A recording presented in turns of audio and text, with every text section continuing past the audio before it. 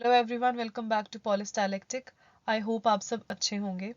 हमने स्टार्ट कर दी है फेमिनिज्म सीरीज की स्ट्रीम्स ऑफ फेमिनिज्म, जिसमें कि हम लिबरल फेमिनिज्म कवर कर चुके हैं। इसके क्रिटिसिज्म पे भी बात कर चुके हैं।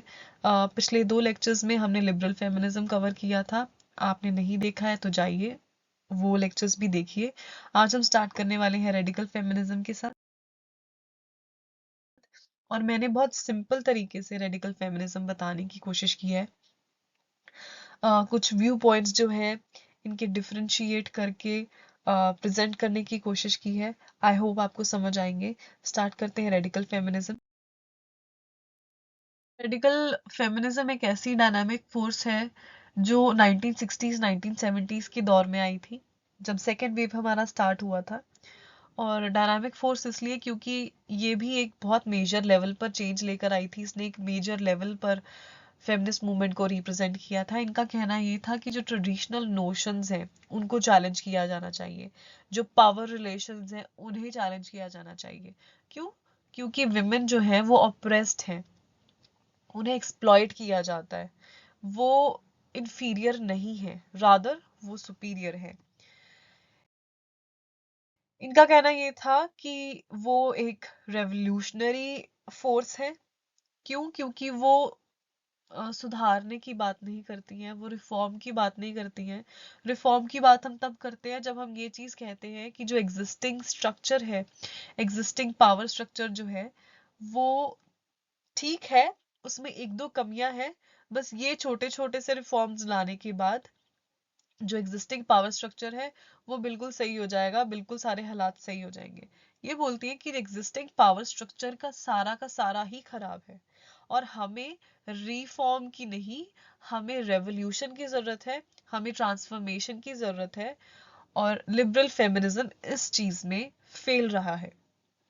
इनका कहना ये है कि लिबरल फेमिनिज्म जो इंडिविजुअल एक्सपीरियंसेस की बात करती हैं, कि इंडिविजुअलिटी की बात करती है, वो ये बोलती है इंडिविजुअल एक्सपीरियंसेस कोई बहुत ऐसे स्पेशल एक्सपीरियंसेस नहीं है। इंडिविजुअल एक्सपीरियंसेस कहीं ना कहीं हर औरत ने सेम एक्सपीरियंसेस जो हैं वो एक्सपीरियंस किए हैं, वो शेयर्ड एक्सपीरियंस है सबके। क्यों? जैसे मान लीजिए सेक्सुअल हैरासमेंट का अगर हम केस लगा लें, तो एक औरत है जो एमएनसी में काम करती है और एक औरत है जो कॉलेज में पढ़ती है। एक लड़की है जो कॉलेज में पढ़ती है और एक लड़की है जो एमएनसी में काम करती है। दोनों के साथ सेक्सुअल हरासमेंट हुई है। एक के साथ प्रोफेसर ने की है, एक के साथ उसके बॉस ने की है।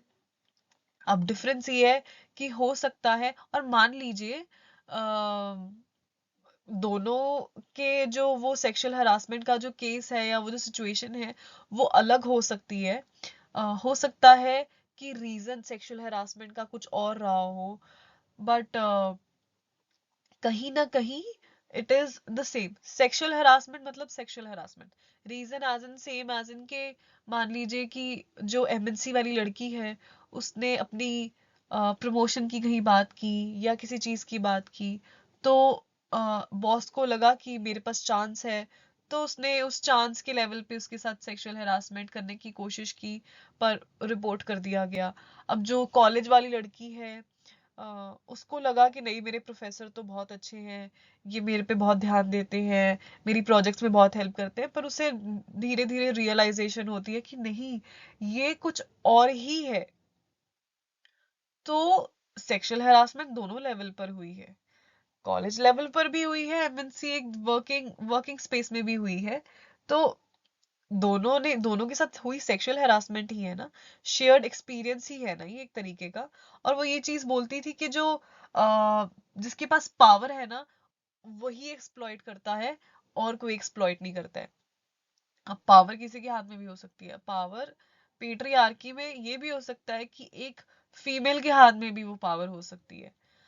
इनका एक स्लोगन था, द पर्सनल इज पॉलिटिकल। जैसे कि मैंने आपको बोला कि इंडिविजुअल एक्सपीरियंसेस कुछ स्पेशल नहीं है, बट रादर कॉमन है। ये पर्सनल एक्सपीरियंसेस की बात इसलिए करती हैं क्योंकि आप फॉर्मल स्फीयर में आपको 2-3 राइट्स मिल गए, आप फिर भी आजाद नहीं हो। तो कहाँ पर आप लैक कर रहे हो? आप लैक कर रहे हो अपने पर्सनल स्पेस में। आप पर्सनली खुद ही अपने अपने घर के लेवल पर ही आप ऑप्रेस्ड हो, आपको वहीं पे कैद कर लिया गया है, आपको वहां से बाहर नहीं जाने दिया जाता, आपको बहुत ज्यादा मैनिपुलेट किया जाता है कि नहीं नहीं तुम्हारा काम घर पे रह के बच्चे पालना है, तुम्हें बाहर जाके कमा के क्या करना है। तो आप सबसे पहले अपने पर्सनल सफियर में ही आजाद नहीं हो। अगर आप अपने पर्सनल सफियर में आजाद नहीं हो तो आपको जेंडर इक्वालिटी मिलेगी ही कैसे। तो दे यूज टू ओपाइन के भाई आपको सबसे पहले पर्सनल लेवल पे आजाद होने की जरूरत है, आपको अपने घर से बदलाव लाने की जरूरत है, तब जाके एक मेजर रिफॉर्म आएगा वर्ल्ड वाइड। ये वुमेनहुड की बात करती थी कि सभी औरतों को एकजुट रहना चाहिए, एकजुट हो जाना चाहिए, कि आदमी अगर एक साइड है तो औरतों को एक साइड ही हो जाना चाहिए, कि बिल्कुल अगेंस्ट हो जाना चाहिए। फिर ये चीज बोलती है कि विमेन जो है क्वालिटेटिवली और क्वांटिटेटिवली दोनों रूप में ऑप्रेस्ड है। अब क्वालिटेटिव और क्वांटिटेटिव रूप क्या हुआ? क्वांटिटेटिव रूप मतलब आप कहीं पे काम करती हैं, फॉर एग्जाम्पल आप कहीं पे काम करती हैं, आप फैक्ट्री वर्कर हैं, आपकी तनख्वाह है 650 रुपीज पर डे। वहीं पे एक आपका जो मेल एम्प्लॉय है, जो आपका मेल कलीग है, जो सेम ही काम कर रहा है, उसकी पे है 900 रुपीज। तो ऐसा क्यों? क्वांटिटेटिवली भी आप ऑप्रेस्ड हो, आपको कम पैसे पे किए जा रहे हैं, आप पे स्केल में गैप है आपकी। क्वालिटेटिवली कैसे? क्वालिटेटिवली ऐसे कि नहीं नहीं ये औरत है, इसका यही काम है, अरे नहीं नहीं ये औरत है, इसका तो काम ही रोना है। तो आपको बहुत अलग लेवल पर आपको मैनिपुलेट, आपके सिस्टम को, आपके दिमाग को मैनिपुलेट किया जाता है, आपको ऑप्रेस किया। कई बार कईयों को पता भी नहीं होता है कि वो ऑप्रेस्ड है। उनका खुद का जो माइंड मैप है वो खुद ही इतना पेट्रियार्कल हो जाता है कि उनको वो चीज नॉर्मल लगने लग जाती है। तो ये उस ऑपरेशन की बात करती है। कुछ प्रोमिनेंट फिगर्स है, Catherine, Shulamith, Simone, Kate, Andrea, Gail, Dolphy and Leonard. आप इन प्रोमिनेंट फिगर्स के एटलीस्ट जो इनके व्यू पॉइंट्स हैं उनके बारे में इंडिविजुअल लेवल पर जरूर पढ़िए, और ये चीज समझिए कि ये किस लेवल पर बात कर रही हैं, इनकी सोच प्रोग्रेसिव है या कल्चरल है। तब आपको थोड़ा सा ऐसे अंदाजा सा हो जाएगा, एक आइडिया सा हो जाएगा जो कि आपको बेनिफिट ही करेगा। एंड इनकी जो बुक्स हैं, एक दो बुक्स के बारे में तो सब जानते होते हैं, कोशिश कीजिए कि एटलीस्ट आपको इनकी 3 बुक्स जो जितनी इन्होंने लिखी है, एटलीस्ट उतनी बुक्स का 50% आपको पता हो कि हाँ ये बुक इन्होंने लिखी है। अगर किसी ने 8 लिखी है तो एटलीस्ट उसकी 4 बुक्स आपको पता होनी चाहिए। और प्रोमिनेंट कौन सी है जिसमें बहुत ज्यादा बात की गई है, वो जरूर पता होनी चाहिए। आगे बढ़ते हैं। इनका कहना ये था कि जो इक्वालिटी है वो इसलिए नहीं मिल पाई है क्योंकि पेट्रियार्की है, और पेट्रियार्की की कोई बात नहीं कर रहा है। इनइक्वालिटी की जड़ ही ये बोल रही है कि पेट्रियार्की है, और लिबरल्स ने अभी तक पेट्रियार्की की बात ही नहीं की है। जैसे कि पेट्रियार्की बोलती है कि विमेन इंफीरियर है, और लिबरल्स बोलते हैं कि नहीं नहीं विमेन इंफीरियर नहीं है, विमेन इक्वल ही है। ये कहती है कि पहली बात तो मेन और विमेन जो है वो सेम ही नहीं है, ना बायोलॉजिकली ना साइकोलॉजिकली रैशनली वो सेम ही नहीं है। और जो विमेन है वो सुपीरियर है, मेन इंफीरियर है। ये कहती है हम लिबरल्स की इतनी बात तो मान लेते हैं, इतनी बात के साथ हम सहमत हैं कि विमेन को पब्लिक स्फीयर में रिप्रेजेंटेशन की जरूरत है, बट इक्वालिटी बेसिस पे नहीं, इक्विटी बेसिस पे। क्यों? क्योंकि अगर आप इक्वालिटी बेसिस पे देखिए, फॉर एग्जाम्पल एक लड़की है, उसको पास होने के लिए 3 नंबरों की जरूरत है, और एक लड़की है जिसको पास होने के लिए 7 नंबरों की जरूरत है। अब अगर तो मैं इक्वालिटी बेसिस पे देखूं तो मैं दोनों को 3-3 नंबर दूंगी, ठीक है। तो 3-3 नंबर दे रही हूँ, और क्या हो रहा है कि एक तो पास हो गई, एक फिर फेल हो गई। अगर मैं इक्विटी बेसिस पे देखूं तो एक को मैं 3 नंबर दूंगी और दूसरी को मैं 7 नंबर दूंगी। तो मतलब आप इंडिविजुअल सिचुएशंस के ऊपर डिपेंड करते हो, इंडिविजुअल सिचुएशंस क्या कहती हैं। इंडिविजुअल सिचुएशंस अगर ये कहती हैं कि किसी एक इंसान को दूसरे इंसान से ज्यादा रिसोर्सेज की जरूरत है, तो आप उसको ज्यादा रिसोर्सेज प्रोवाइड करेंगे, उतने रिसोर्सेज प्रोवाइड नहीं करेंगे। मतलब आप एक इंसान को एज एन एग्जाम्पल ही ले लेंगे कि अगर इसको 10 रुपए चाहिए तो सभी को 10 रुपए चाहिए, हो सकता है किसी को 20, 25, 30 रुपए भी चाहिए। तो वो इक्विटी की बात करती थी और वो ये बोलती थी कि जो मेल पावर है वो कुछ इंस्टीट्यूशंस के द्वारा जो है एक्सरसाइज की जाती है, जैसे कि बच्चा पैदा करना, शादी कर लेना, पोर्नोग्राफी और ऐसी कुछ सेक्सुअल हरासमेंट, रेप जैसी चीजें। तो ये विमेन की बायोलॉजी की बात बहुत करती है। वो यही बोलती हैं थ्रू आउट द मूवमेंट की जो विमेन की बायोलॉजी है ना, उसको जकड़ा हुआ है मेल डोमिनेंस ने, बहुत कैद किया हुआ है। तो विमेन की बायोलॉजी जो है विमेन्स को रिक्लेम करनी चाहिए। अब मैंने रेडिकल फेमिनिज्म को या रेडिकल फेमिनिस्ट को 2 लेवल्स पे बांटा है। एक तो वो है जो प्रोग्रेसिव है, मॉडर्न से है, और एक वो है जो कल्चरल है, ट्रेडिशनल है। अब इन दोनों में सबसे बेसिक फर्क क्या है, या एक छोटा सा जिस्ट की क्या फर्क हो सकता है दोनों में। जो मॉडर्न्स है, प्रोग्रेसिव है, वो एंड्रोजिनी की बात करते हैं। एंड्रोजिनी का मतलब ये होता है कि एज अ पर्सन मुझ में मैस्कुलिन और फेमिनाइन दोनों ट्रेट्स हैं।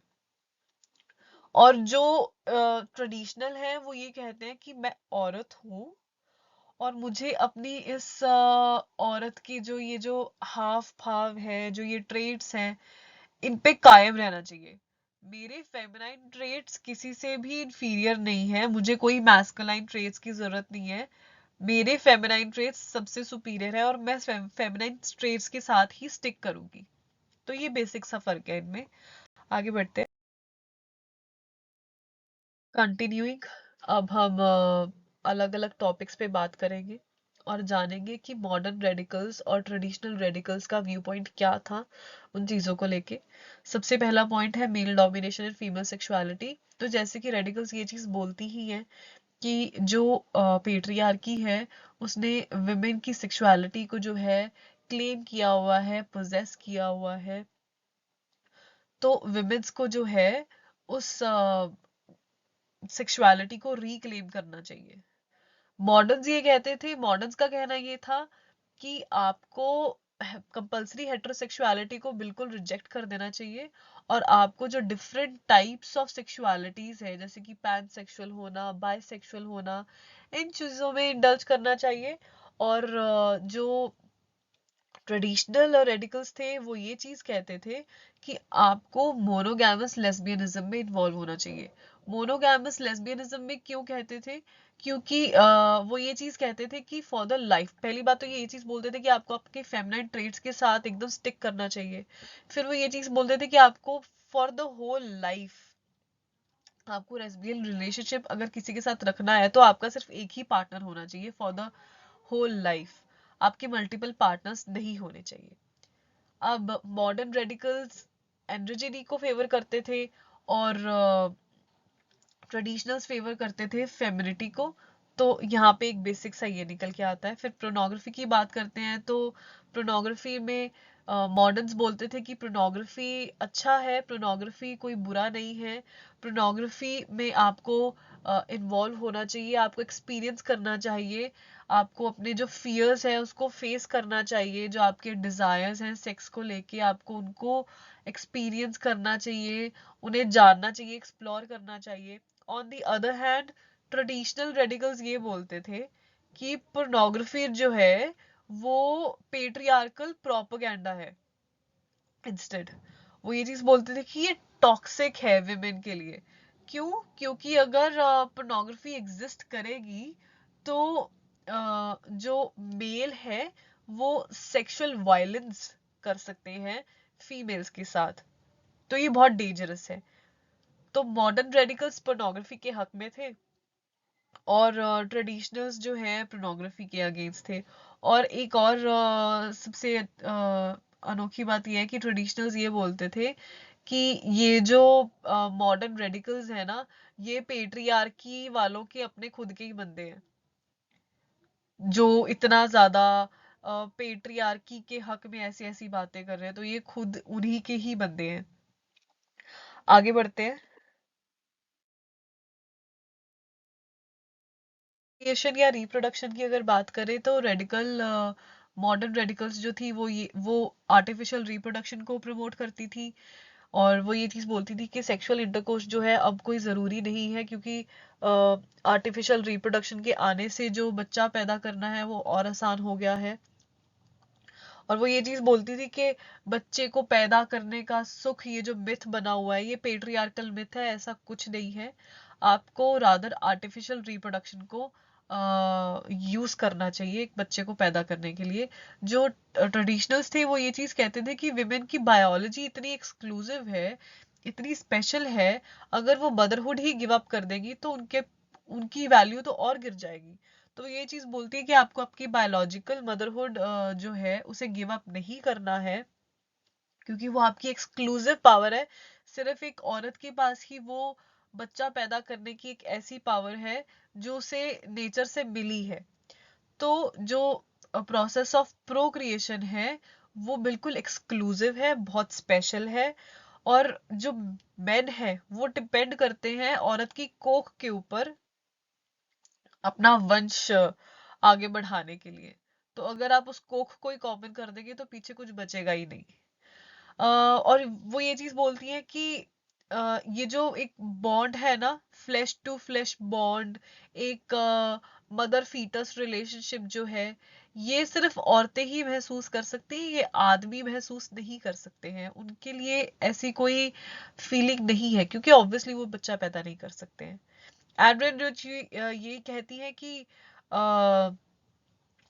जो आदमी हैं उन्होंने ये जो आर्टिफिशियल टेक्नोलॉजी है उसके जरिए जो प्रोक्रिएशन है ना, उसकी पावर भी अपने हाथ में ले ली है।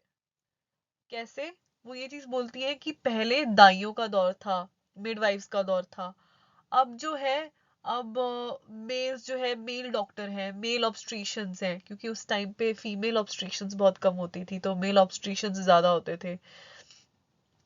तो जो डॉक्टर्स होते थे बच्चा पैदा करने वाले, वो मेल्स होते थे। तो वो ये चीज बोलती है कि ऑलरेडी आदमियों के हाथ में जा चुका है प्रोक्रिएशन, रिप्रोडक्शन, तो वो चीज नहीं होना चाहिए। लेस्बियनिज्म में जो मॉडर्न रेडिकल्स है वो ये चीज कहती है कि आपका जो ऑर्गेज्म है वो क्लिटोरस में लाई करता है, वजाइना में लाई नहीं करता है। तो इन एनी केस आप पे कोई सेक्सुअल रिलेशंस किसी आदमी के साथ बनाने के लिए कोई प्रेशर नहीं है। अगर आप नहीं चाहती हैं सेक्सुअल रिलेशंस बनाना तो इट्स ओके, वो आपकी मर्जी है, आपकी बॉडी है, आपका राइट होना चाहिए, आपका से होना चाहिए। इन कॉन्ट्रास्ट ट्रेडिशनल रेडिकल्स ये कहती हैं कि ठीक है, अगर कोई फिजिकल रीजन नहीं है विमेन के पास मेन के साथ रिलेशंस बनाने का, कि ठीक है अगर उसकी जो सेक्सुअलिटी, जो उसका ऑर्गेज्म है वो क्लिटोरस में है, तो कोई फेमिनिस्ट साइकोलॉजिकल रीजन भी नहीं है कि वो मेन के साथ रिलेशंस बनाना, मतलब ऐसा कोई उनपे ये प्रेशर भी नहीं है कि सिर्फ मेन के साथ ही रिलेशंस बनाने हैं। वो ये कह रही है कि वो होमोसेक्सुअलिटी में भी इंडल्ज हो सकती हैं। अगर रेडिकल्स ये कह रही है कि, मतलब रेडिकल सिर्फ ये कंसिडर करके चल रही है कि आपका ऑर्गेज्म जो है वो क्लिटोरस में है, तो वो आपकी मर्जी है, कोई आपके ऊपर जोर नहीं है कि अगर आप एक हेटेरोसेक्सुअल रिलेशन में ही इंडल्ज करेंगी तो ही आपको प्लेजर मिलेगा। वो आप पे है कि आपको वो प्लेजर लेना है या नहीं। वो ये रादर ट्रेडिशनल्स ये कहती हैं कि फिर कोई साइकोलॉजिकल रीजन भी नहीं है कि उनको हेटेरोसेक्सुअलिटी में ही जाना है, वो होमोसेक्सुअलिटी में भी इन्वॉल्व हो सकती है। और रेडिकल मॉडर्न्स ने जो है, मॉडर्न्स ने फिर ट्रेडिशनल्स को क्रिटिसाइज भी किया इस चीज के लिए। वो यूं क्रिटिसाइज किया, उन्होंने ये चीज कही कि आप लेस्बियनिज्म मत थोपिए औरतों पे, जिस तरीके से पेट्रियार्की ने औरतों पे हेटेरोसेक्सुअलिटी थोपी है, आपको औरतों पे लेस्बियनिज्म नहीं थोपना चाहिए। आगे बढ़ते हैं। मदरहुड की बात आती है तो मदरहुड में एक बायोलॉजिकल मदर है और एक सोशल मदर है। बायोलॉजिकल मदर और सोशल मदर का जो हम वैसे भी अगर लेमन लैंग्वेज में या हिंदी लैंग्वेज में सरल भाषा में अगर मैं बात करूं तो हम कहते हैं एक माँ वो होती है जो पैदा करती है, और एक माँ वो होती है जो आपको पाल के बड़ा करती है। एक ही औरत दोनों काम भी कर लेती है, पैदा भी करती है और पाल के बड़ा भी करती है। और कई बार इंस्टांसेस ऐसे भी होते हैं कि पैदा करने वाली औरत कोई और होती है और पालने वाली औरत कोई और होती है। तो पेट्रियार्कल सोसाइटी का कहना ये था कि जो औरत बच्चा पैदा करती है उसी में इतनी क्षमता है, वही क्वालिफाइड है बच्चे को पाल के बड़ा करने के लिए। अदरवाइज कोई और औरत हो तो वो, अगर वो बायोलॉजिकल मदर नहीं है तो उसमें इतनी क्षमता नहीं है। मॉडर्न रेडिकल्स कहते थे कि ऐसा कुछ नहीं है, जरूरी नहीं है कि एक बच्चे को पाल के बड़ा करना तभी पूर्ण होगा अगर मैंने उसे पैदा भी किया होगा। अगर मैं एक सोशल मदर हूं तो मैं इक्वली गुड हूं, और जो मेल है वो भी तो इक्वली अपना मेजर रोल प्ले कर सकते हैं ना बच्चे को साथ में पाल के बड़ा करने का। तो सारा का सारा जो जोर है वो बायोलॉजिकल मदर पर ही क्यों डाला हुआ है, या एक मदर पर ही क्यों डाला हुआ है? क्योंकि कोई भी जब पैदा होता है तो वो माँ बन के नहीं पैदा होता है। माँ बनना एक एक जो ये एक लर्नड एक्सपीरियंस है। जब एक औरत बड़ी होती है तब, जब उसके ऊपर एक मदरहुड की जिम्मेदारी पड़ती है तब वो माँ बनती है। अदरवाइज छोटे होते जब एक लड़की पैदा होती है वो तभी माँ नहीं बनी, मतलब तभी से वो माँ नहीं होती है किसी की। और वो ये चीज बोलती है कि ये जो ना मेन का डिजायर है वंश प्राप्त करने का, सन प्रेफरेंस, उनका ये डिजायर है। तो आपको रादर टेक्नोलॉजी को बढ़ावा देना चाहिए, जैसे कि रिप्रोडक्शन में इन्होंने बोला कि आपको आर्टिफिशियल टेक्नोलॉजी को बढ़ावा देना चाहिए। ये बायोलॉजिकल सोशल मदर ऐसा कुछ नहीं होता, सोशल मदर इक्वली ही अच्छी होती है बायोलॉजिकल मदर के जैसे। एंड्रिन रिच ये कहती हैं कि औरतें इतनी कन्विंस्ड है, औरतों को इतना मैनिपुलेट किया गया है, उनके दिमाग में इतनी ये क्लॉक फिट कर दिया गया है कि बच्चों को पैदा करना, उनको पाल के बड़ा करना ही उनका जो सबसे जो है प्रायर और इकलौता जो है जॉब है। कि ऐसा नहीं होना चाहिए। वो ये कहते हैं कि मदरहुड ठीक है, मैं मानती हूँ, मैं खुद एक माँ हूँ, मदरहुड अच्छी बात है, मदरहुड के साथ मुझे कोई प्रॉब्लम नहीं है। पर मदरहुड अपने साथ इतना बर्डन लेके आती है, इतनी रिस्पॉन्सिबिलिटीज लेके आती है। मान लीजिए अगर माँ से वो रिस्पॉन्सिबिलिटीज पूरी ना हो तो उसके ऊपर तो लेबल लग जाता है कि she is a bad mother. तो वो ये चीज बोलती है कि जब एक औरत एक बच्चे को पैदा करती है, उस मतलब 9 महीने लगते हैं, 9 महीने 7 भी लगते हैं, 8 भी लगते हैं, but it is a whole body changing process, a whole life changing process. जब आप एक बच्चे को पैदा करते हो उसके बाद आपकी बॉडी को हील होने में टाइम लगता है। अब मान लीजिए आपकी बॉडी को हील भी होना है, आपको रेस्ट की भी जरूरत है, आपको केयर की भी जरूरत है। दूसरी तरफ से आपके पास इतना टाइम ही नहीं है, क्योंकि आपको बच्चों को भी संभालना है, आपको पति को भी संभालना है, आपको घर को भी संभालना है, आपको घर की सफाइयां सब सारे काम संभालने हैं। आपके पास आपकी बॉडी को नॉर्मल स्टेट में आने के लिए आप टाइम ही नहीं दे रहे हो, तो ऑब्वियसली कहीं ना कहीं आप फ्रस्ट्रेटेड हो जाओगे, क्रैंकी हो जाओगे। तो वो क्रैंकीनेस है ना, वो बहुत मुश्किल है हैंडल करना। वो ये चीज कहती है कि जब वो खुद एक माँ थी तो उनके जब वो खुद एक माँ बनी थी तो उनके जो फादर, उनके जो हस्बैंड थे, वो ये चीज बोलते थे कि जो मेरे बेटे हैं उनको बहुत एक जेंटलमैन बनाना है, तुमने उनको संस्कार ऐसे देने हैं। वो कहते हैं कि एक बार हम वेकेशन पे गए और वहां पे मेरे पति मेरे साथ नहीं थे, तो हमने वो सब चीजें की जो एक जेंटलमैन से एक्सपेक्ट नहीं की जाती, या एक अच्छे बेटे से एक्सपेक्ट नहीं की जाती। मैंने उनको आजादी दी, वो अपने टाइम पे खा रहे हैं, अपने टाइम पे सो रहे हैं, वो खेलना चाहते हैं वो खेल रहे हैं, वो जैसे खेलना चाहते हैं खेल रहे हैं। मतलब मैंने उनको आजाद छोड़ दिया, मैंने उनपे कोई बर्डन, कोई प्रेशर नहीं रखा है कि नहीं आपको इस तरीके से बिहेव करना है और इस तरीके से बिहेव नहीं करना है। तो एड्रिन रिच जो थी वो इस चीज की बात करती थी, और वो ये चीज बोलती थी कि आदमियों को बस एक बेटा चाहिए, सन प्रेफरेंस है, और उनको ये चाहिए कि हमारे जो बेटे हैं वो माचो मैन होने चाहिए, जेंटलमैन टाइप होने चाहिए जब बड़े हो जाएं। तो उनका ये कहना है कि देखिए आप, ठीक है आप बच्चा पैदा कीजिए, बच्चों को पालिए, पर अपने टर्म्स पे, आपकी मर्जी है। अगर आप अभी बच्चा करना चाहती हैं ठीक है, अगर आप अभी बच्चा नहीं करना चाहती हैं तो भी ठीक है, आपकी मर्जी है। आपको जैसे अपने बच्चों को पाल के बड़ा करना है, आपको उन्हें क्या संस्कार देने हैं, वो आपके ऊपर डिपेंड करता है। वो आपके हाथ में होना चाहिए, वो आदमियों के हाथ में नहीं होना चाहिए। You are not questionable, you are not accountable, sorry, to anyone. और वो ये कहती है कि जो ट्रेडिशनल रेडिकल्स हैं वो ये कहती है कि जो मॉडर्न व्यूज हैं उन्हें रिजेक्ट कर देना चाहिए। ऐसा कुछ नहीं है, आपको अपने मदरहुड को गिव अप नहीं करना चाहिए। आपको वो सेटिस्फैक्शन जो है बच्चे को पैदा करने की, उसको पाल के बड़ा करने की, आपको वो एक्सपीरियंस करना चाहिए। ठीक है, पेट्रियार्की ने आपके ऊपर इम्पोज की हुई है ये चीज कि तुम्हारा काम बच्चे पैदा करना है। इसका मतलब ये नहीं है कि आप एक्सट्रीम एंड में जाके बच्चे पैदा करना ही नहीं है, मुझे बच्चा पैदा ही नहीं करना है मुझे, आप एक्सट्रीम एंड में इस चीज में ले जाइए। रादर आप उस फीलिंग को एक्सपीरियंस कीजिए। फिर वॉर स्टार्ट हुई जी, फिर बात स्टार्ट हो गई, डिबेट स्टार्ट हो गई सरोगेसी के ऊपर। तो ट्रेडिशनल्स कहती है कि ऑब्वियसली क्योंकि वो टेक्नोलॉजी की बात करती थी या आर्टिफिशियल की बात करती थी, तो ट्रेडिशनल्स जो सॉरी जो मॉडर्न्स थी वो टेक्नोलॉजी की बात करती थी, ट्रेडिशनल्स जो थी टेक्नोलॉजी के अगेंस्ट थी।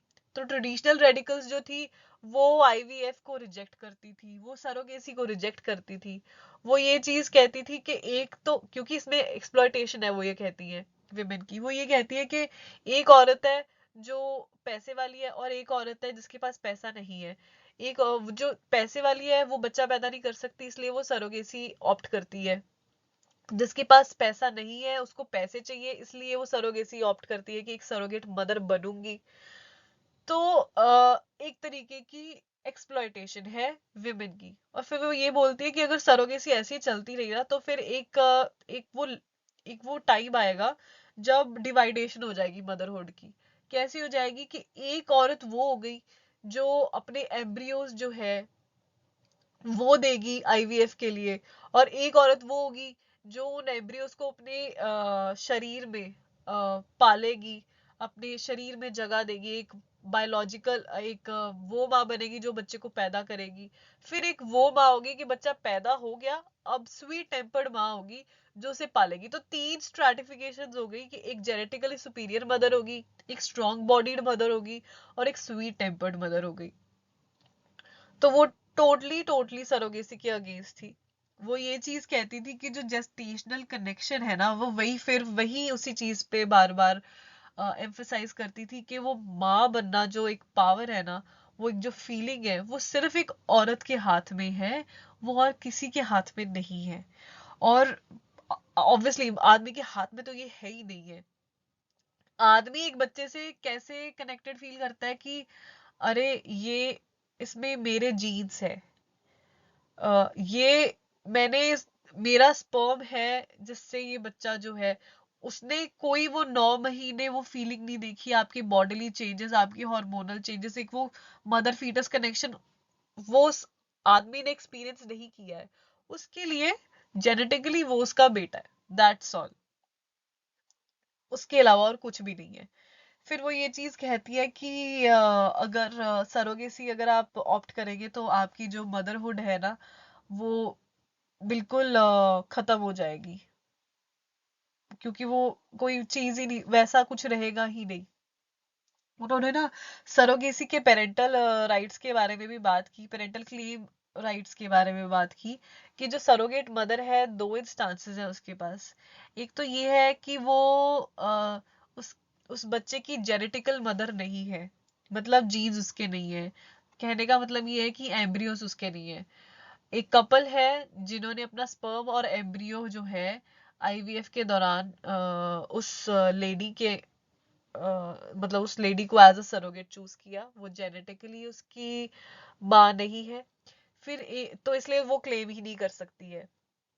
अब वो मदर फीटस रिलेशनशिप जो है, वो मदर फीटस रिलेशनशिप जो है वो तो सरोगेट मदर ने एक्सपीरियंस किया है ना, चाहे वो जेनेटिकली उसकी माँ नहीं है। तो वो ये चीज बोलते हैं कि एक तो इस कारण से, क्योंकि वो जेनेटिकल मदर नहीं है इसलिए वो क्लेम नहीं कर सकती है कि मुझे बच्चा रखना है। और दूसरा ये कि अगर वो जेनेटिकली भी उसकी माँ है, एम्ब्रियोस भी अगर उसके यूज हो रहे हैं, तो सरोगेट मदर बनने से पहले एक कॉन्ट्रैक्ट होता है कि भाई मेरा कोई इंटेंशन नहीं है इस बच्चे को रखने का, मुझे सो एंड सो प्राइस के लिए एक ड्यूटी मिली है, एक असाइन किया गया है एक सरोगेट मदर होने का। तो मेरा कोई इंटेंशन नहीं है। अब मान लीजिए 9 महीने बाद आपकी फीलिंग ही चेंज हो जाए कि मैंने इस बच्चे को अपने खून से सींच के और आज मैंने इसको पैदा किया है, मेरा बहुत दिल है कि मैं इस बच्चे को रख लूं, तो आप रख नहीं सकते क्योंकि आपने एक कॉन्ट्रैक्ट साइन किया है। तो all and all surrogate mother claim कर ही नहीं सकती है। आगे बढ़ते हैं। मॉडर्न रेडिकल्स ट्रेडिशनल्स के साथ डिसएग्री करते थे। ऑब्वियसली इनकी बन ही नहीं रही है आपस में मॉडर्न्स और ट्रेडिशनल्स की, किसी एक पॉइंट में भी एग्री नहीं कर रहे हैं कि नहीं हमें ये वाली चीज कर लेनी चाहिए। तो ये कहते हैं कि सरोगेसी को ऐसे क्यों व्यू करते हो कि ये पेट्रियार्कल प्रोपेगेंडा है। आप ऐसे क्यों नहीं देखते हो कि ये दो मदर्स का यूनियन है, एक पाल रही है एक पैदा कर रही है, ये ऐसे क्यों नहीं देखते हो कि वो एक दूसरे का ख्याल रख रही है। वो ये चीज कहती है कि बार बार ना ये जो ट्रेडिशनल्स ने एक एम्फसाइज किया हुआ है, एक बार रौला डाला हुआ है कि बच्चे को पैदा करने की क्षमता एक औरत में ही है, बच्चे को पैदा करने की पावर वो स्पेशलिटी एक औरत में ही है। बार बार इसे एम्फसाइज जो कर रहे हो, आप इसे बिल्कुल ही कॉमन कर रहे हो। इस स्पेशल ट्रेट को आप बिल्कुल कॉमन कर रहे हो। बार बार बोलोगे तो आदमी आपको आगे से अगर ये बोल देगा कि ठीक है ना, तुम्ही ने बोला था कि तुम में क्षमता है कि तुम बच्चा पैदा कर सकते हो, तो बच्चा पैदा करो।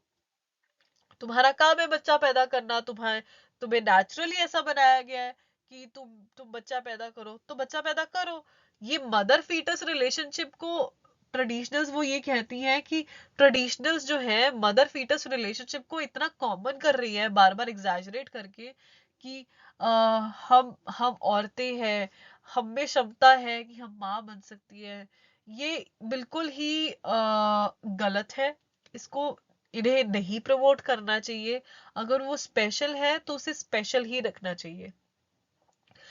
मतलब ऑब्वियसली आप अपना एक तो वो रखो ना कि एक नखरा रखोगे कि भाई कुछ तो बात है हम औरतों में, आप नखरा ही नहीं रख रही हो, आप तो बार बार हाँ हम में ये चीज है हम में ये चीज है। तो अगर आप, क्योंकि जब आप किसी चीज के लिए बहुत प्राउड हो जाते हो ना, तो कई बार वो प्राउड आपको खराब भी करता है।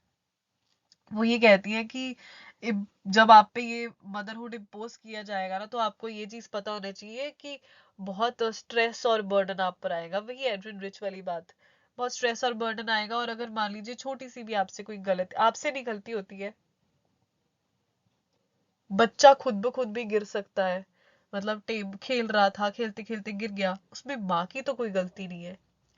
पर अगर ऐसा कुछ हो जाता है, या मान लीजिए बच्चा रो रहा है, बहुत ज्यादा रो रहा है, तो लोग क्या बोलेंगे, या बच्चे का बिहेवियर अच्छा नहीं है तो लोग क्या बोलेंगे, अरे इसको बच्चे पालने ही नहीं आते हैं, ये ढंग की माँ ही नहीं बन पाई है, क्या संस्कार दिए इसने बच्चे को। तो सारी सोल रिस्पॉन्सिबिलिटी जो है माँ के ऊपर होती है, इसलिए उसको लेबल कर दिया जाता है कि ये माँ ही ढंग की नहीं है, इसे माँ ही नहीं बनना आया।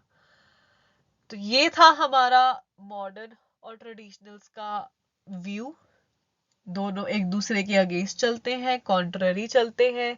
एक टेक्नोलॉजी को प्रमोट करता है, पोर्नोग्राफी को प्रमोट करता है, दूसरा कहता है कि नहीं, आप अपने नेचुरल ट्रेड्स को, अपने स्पेशल ट्रेड्स को संजो के रखिए, अपने आप को खास बना के रखिए, एक्सेट्रा एक्सेट्रा।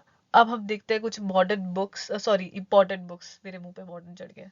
इंपॉर्टेंट बुक्स में क्या है, बेटी फ्रीडन की फेमिनिन मिस्टीक, जहां से सेकेंड वेव दोबारा से स्टार्ट हुई। सेक्सुअल पॉलिटिक्स, केट मिलेट, कैसे वो बताती है कि विमेन की बायोलॉजी को कंट्रोल करता है male patriarchy, the second sex. Simone de beauvoir की। देन बहुत फेमस है ये second sex, dialectic of sex, Shulamith Firestone की। Beyond God the father toward a philosophy of women's liberation, Mary Daly की। Gyn ecology, मेरी Daly की। Intercourse, Andrea ज्वाकिन की। तो इन बुक्स के बारे में छोटा छोटा जस्ट आप जरूर लीजिएगा, आपको पता होना चाहिए किस ऑथर ने अपनी बुक में क्या कहा था। इससे ये होगा कि आपको ऑथर भी याद रहेगा, आपको बुक भी याद रहेगी, आपको ये भी याद रहेगा कि किसने क्या चीज कही है, और ये भी याद रखना है कि ये बुक कब आई थी। तो इसी के साथ हम खत्म करते हैं हमारा आज का लेक्चर। अगर आपको हमारा लेक्चर अच्छा लगा हो तो please like share and subscribe, और बहुत सारी बेस्ट विशेस आने वाले यूजीसी नेट के लिए जब आएगा। तब तक के लिए आपको 6 महीने पहले से ही तैयारी करनी स्टार्ट कर देनी चाहिए, तो आप जोरों शोरों से तैयारी कीजिए। एक छोटी चीज को, हर छोटी से छोटी चीज को, अगर आपको ये लग रहा है कि ये ऑथर तो एवे ही है, तो वो एवे ही नहीं है, आप फिर भी उसे पढ़िए, चाहे वो एवे ही है।